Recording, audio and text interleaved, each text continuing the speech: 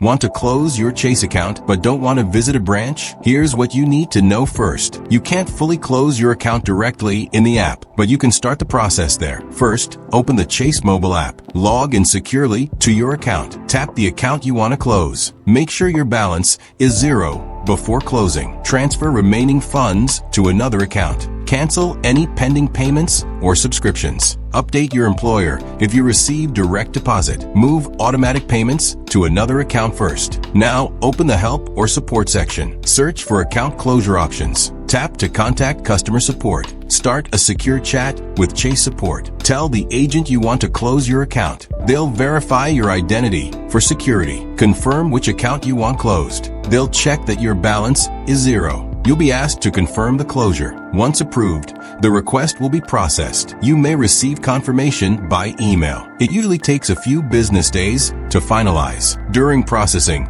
your account may be locked. Download your final statement for records. Disconnect apps linked to that account. Closing a checking account usually won't affect your credit score. Your other Chase accounts stay active unless you close them too. If chat isn't available, you can call or visit a branch.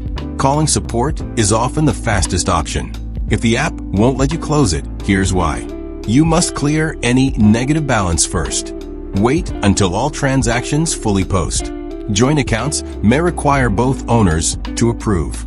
Business accounts often need extra verification. Never share your login with anyone claiming to close it for you. Let's recap the steps quickly. Move your money and cancel payments. Contact support through the app. Confirm the request and wait for processing. And that's how to close your Chase account using the app. Subscribe for more simple banking guides that save you time.